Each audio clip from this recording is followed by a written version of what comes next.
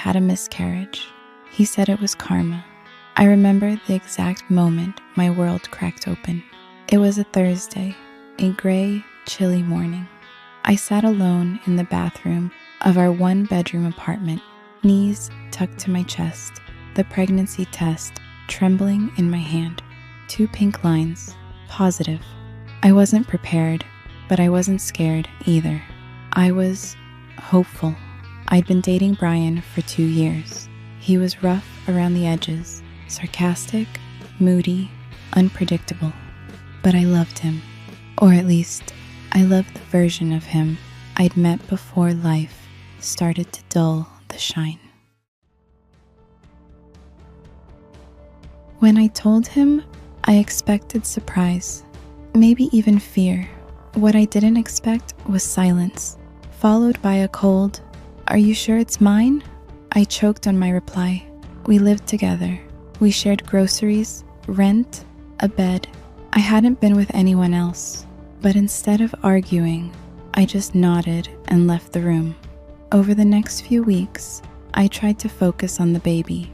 I downloaded apps, made a private Pinterest board for nursery ideas, started eating healthier.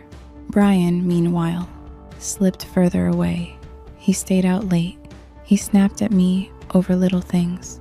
He told me I was acting hormonal when I cried because he forgot the ultrasound appointment. Still, I held on. I told myself that once he saw the baby, once he held our child in his arms, something would shift. Love would bloom. We'd figure it out.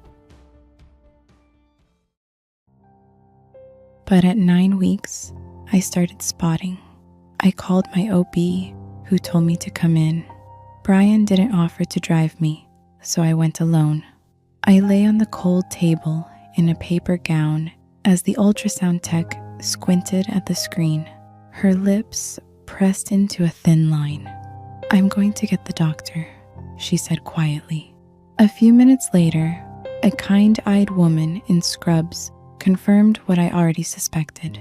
There was no heartbeat, no baby, just empty space. I didn't cry right away. I nodded, thanked her, and walked out into the blinding sun like a ghost. When I got home, Brian was on the couch, playing a video game.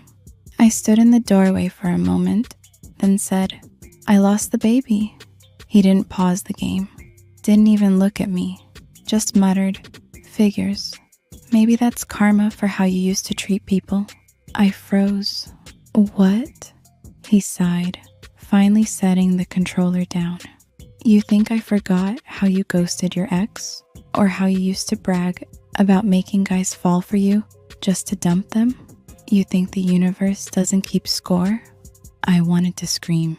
I wanted to throw something, to shake him, to beg him to take it back, but I didn't. I just stood there, numb, as his words dug into me like knives. For days, I barely moved. I stayed in bed, ignored calls, ate nothing. I stared at the ceiling and replayed his voice. That word, karma, over and over. Was it my fault? Had I brought this on myself? I thought about the ex he mentioned. Yes, I had ghosted him. I was young, selfish, but did that mean I deserved this? One night, I got up and went to the living room. Brian was asleep on the couch, snoring softly, a half-empty beer on the table. I watched him for a long time and realized something. This man didn't love me. He probably never had. I gathered my things in silence, just a backpack of clothes, my charger, and the framed ultrasound from week 6. Back when there was still hope, I left him a note, short, "I deserve better. Don't contact me." I moved in with my sister. She hugged me without asking questions. She made me tea and let me cry. For the first time in months, I felt safe. In the weeks that followed, I began to heal. Not all at once. Grief is sneaky. It hits you in waves.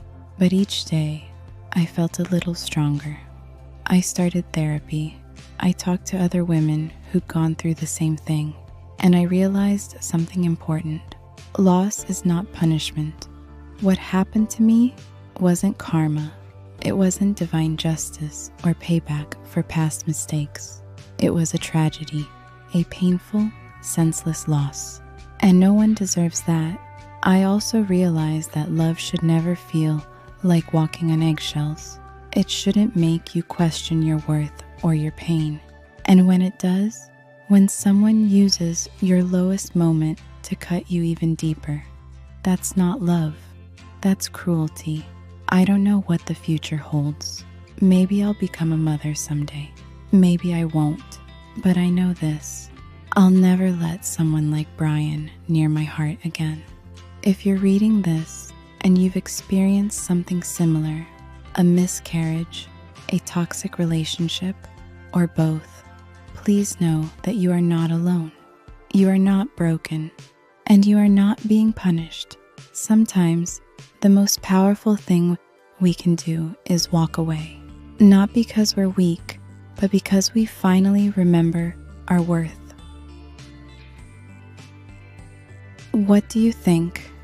Was I right to leave him without a big confrontation? Have you ever had someone twist your pain into something you deserved? I'd love to hear your thoughts in the comments.